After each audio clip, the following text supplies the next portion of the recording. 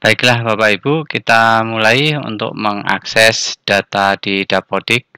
Untuk kali ini kita siapkan data yang bisa Bapak Ibu ubah, edit, atau tambah di aplikasi Dapodik. Nah, pada kesempatan kali ini kami sampaikan panduan bagaimana cara kita mengakses sampai dengan merubah data yang ada di Dapodik. Pastikan sinyalnya stabil untuk mengaksesnya. Kemudian kita ketikkan alamatnya data titik smkn1 kalasan titik sch titik id, jangan lupa portnya titik 25774, kemudian enter. Nah, setelah masuk di sini Bapak Ibu bisa melakukan login ke aplikasi Dapodik menggunakan username berupa alamat email yang sudah terdaftar di aplikasi Dapodik yang kami sampaikan. Ini saya coba dengan aplikasi saya, alamat emailnya, passwordnya, kemudian masuk. Kita tunggu beberapa saat hingga nanti aplikasi ini muncul. Nah, ini aplikasi tampilan awal aplikasi ini Bapak Ibu. Kemudian pada sebelah kiri ada menu. Yang pertama adalah GTK. GTK itu guru dan tenaga kependidikan. Kita klik, ada dua macam jenis PTK, yaitu guru dan tendik, tenaga kependidikan. Di sini karena saya statusnya adalah tendik, maka data saya akan ada di tendik. Sementara nanti untuk Bapak Ibu guru, silahkan diklik untuk guru, datanya tidak ada di sini. Sementara nanti untuk Bapak Ibu guru, data akan muncul di situ. Saya klik tendik. Nah, di sini akan muncul satu data saya. Hanya data pribadi masing-masing yang akan muncul di aplikasi ini jika Bapak Ibu login menggunakan akun masing-masing. Nah, di data ini nanti Bapak Ibu bisa melakukan perubahan data seandainya ada data yang lebih baru lagi. Nah, caranya Bapak Ibu bisa klik nama sehingga nanti baris ini akan tersorot warna kuning, kemudian diklik ubah yang berwarna ungu.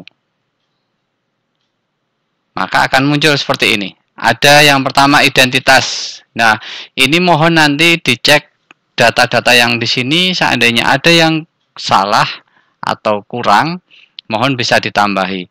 Nah, sebelumnya perlu kami sampaikan Bapak Ibu bahwa data yang saya masukkan di sini itu sudah data minimal yang sudah diminta oleh aplikasi. Sehingga data yang ada di sini semuanya itu adalah data Bapak Ibu yang sudah bisa diterima di aplikasi. Sehingga bisa masuk di info GTK dan sebagainya. Namun, kalau memang ada yang kurang dan Bapak Ibu ingin melengkapinya, silahkan nanti dilengkapi. Di sini ada identitas, data pribadi, bisa diklik ke bawah. Nah, di sini ada alamat dan sebagainya. Akan ada banyak sekali di sana.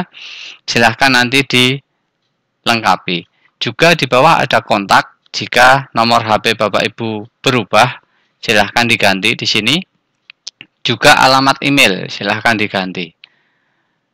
Kemudian nanti untuk menyimpan di bagian atas ini, cara menyimpannya adalah diklik simpan.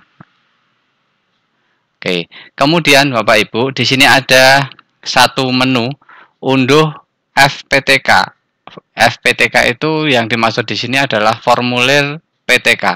Nah, di sini Bapak Ibu bisa melakukan checking data dulu sebelum Bapak Ibu melakukan perbaikan atau apa. Di sini bisa diklik dulu. Kemudian nanti akan melakukan download. Nah, di sini ada download formulir PTK, nama Bapak Ibu siapa, nanti akan muncul di sini. Nah, di sini karena di sini filenya Excel, bisa dibuka di Excel. Nanti data yang ada di sini akan muncul di sana. Nah, Bapak Ibu bisa lengkapi dulu mana yang mau diperbaiki. Kemudian itu sebagai acuan nanti Bapak Ibu mengisi di aplikasi ini. Nah, saya tidak secara umum membahas yang file ini karena akan kita bahas langsung di aplikasinya. Nah, Bapak Ibu, data yang ada di sini yang berwarna abu-abu ini tidak bisa dirubah. Sebagai contoh adalah nama, kemudian tanggal lahir, kemudian nama ibu kandung. Itu tidak bisa dirubah. Seandainya akan ada perubahan, Bapak Ibu bisa mengajukan ke operator sekolah, kemudian disertai dengan bukti pendukungnya, baik itu ijazah, KTP, akte, dan sebagainya. Nanti akan disampaikan di sana. Sementara yang berwarna putih ini masih bisa diubah langsung oleh Bapak Ibu sendiri. Ini data PTK, mulai dari identitas, data pribadi, kepegawaian, dan sebagainya. Nah, di bagian bawah, Bapak Ibu, di bagian bawah, di sini ada data rincian GTK, kemudian ada nama Bapak Ibu. Di sini banyak ada menu dari riwayat sertifikasi, pendidikan formal, anak, beasiswa, kompetensi, dan seterusnya. Ini banyak sekali. Bapak Ibu bisa memilih menu yang akan di input yang mana, silahkan. Nah, sama seperti yang atas, di bagian bawah ini, menu yang tidak aktif seperti ini tidak bisa diisi. Sebagai contoh, di sini diisi impasing non PNS, ini tidak bisa diisi. Kemudian, riwayat karir guru. Karena status saya bukan guru, maka saya tidak bisa mengisi riwayat karir guru. Dan seterusnya. Nah, kalau memang ini terlalu panjang, Bapak Ibu sulit untuk mencari di sini, ada menu di sebelah kanan. Di sini ada pilih menu data rinci. Oke, ini bisa diklik. Nah, ini yang harus diisi. Ada riwayat sertifikasi, riwayat pendidikan formal, kompetensi, anak, beasiswa, buku yang pernah ditulis, dan seterusnya. Ini banyak sekali. Dan sekali lagi kami sampaikan bahwa yang sudah saya input di sini adalah data minimal yang sudah bisa diterima oleh sistem, baik di Dapodik maupun di Info GTK. Nah, untuk Bapak Ibu yang perlu dan selalu dicek adalah riwayat gaji berkala. Di sini ada Bapak Ibu, riwayat gaji berkala. Nah, di sini Bapak Ibu nanti secara kontinu harus menambah data yang ada di situ. Karena setiap 2 tahun nanti akan ada KGB, kenaikan gaji berkala, dan itu mempunyai surat SK. Nah, di SK nanti perlu ditambahkan di Dapodik, termasuk nominalnya, agar nanti di Info GTK dan juga sertifikasi Bapak Ibu yang cair sesuai dengan nominal yang ada. Nah, sebelum kita mencoba untuk mengisi, di sini ada beberapa yang perlu dipahami. Di sini ada riwayat RWY, itu riwayat ya Bapak Ibu. Yang ada kata-kata riwayat itu bisa diisi lebih dari satu. Sebagai contoh tadi riwayat gaji berkala. Kemudian riwayat karir, riwayat jabatan, riwayat kepangkatan itu bisa diisi mulai dari yang pertama Bapak Ibu jabat sampai sekarang. Riwayat gaji berkala, saya coba klik karena ini nanti yang perlu Bapak Ibu masukkan.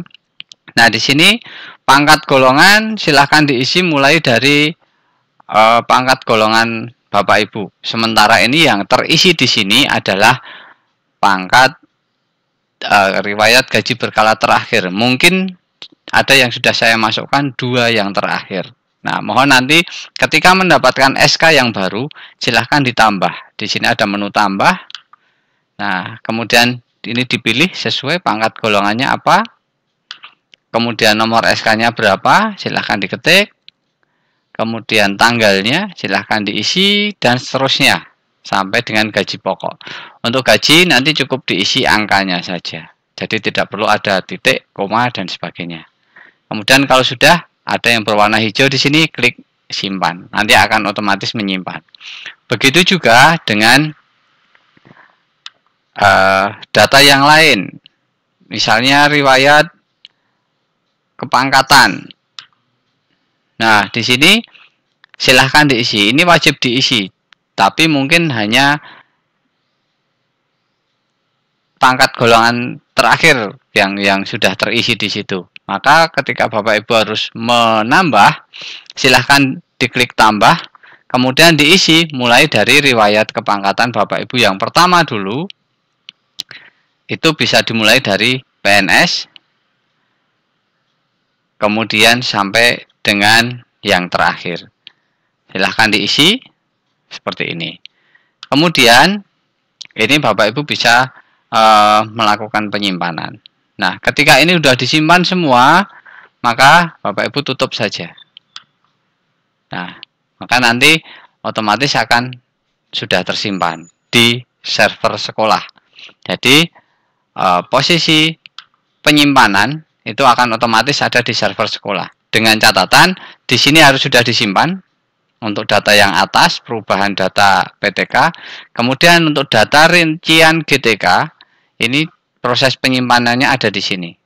Nah, misalnya setiap riwayat sertifikasi ada perubahan, silahkan dirubah, kemudian diklik simpan. Kemudian riwayat pendidikan formal mau ditambah, silahkan diisi, kemudian disimpan. Kemudian anak mau dimasukkan semuanya, silahkan, kemudian diklik simpan, dan seterusnya. Begitu, nanti akan ada konfirmasi di sini untuk proses penyimpanannya. Data sudah berhasil disimpan. Kalau gagal berarti belum bisa disimpan. Misalnya seperti ini, karena tidak ada perubahan, maka tidak ada proses penyimpanan. Ini seperti itu. Juga di sini Bapak Ibu, yang perlu saya sampaikan satu lagi, yaitu tugas tambahan.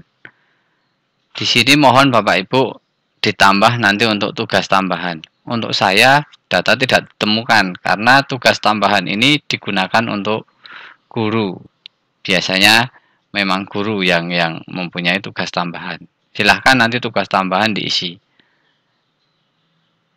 Demikian proses pengisiannya. Ketika ini sudah disimpan semua, silahkan di close. Kemudian di sini Bapak Ibu bisa akhiri dengan klik keluar. Jika masih ada yang kurang, silahkan nanti disampaikan secara langsung atau ditanyakan secara langsung ke saya. Demikian, terima kasih.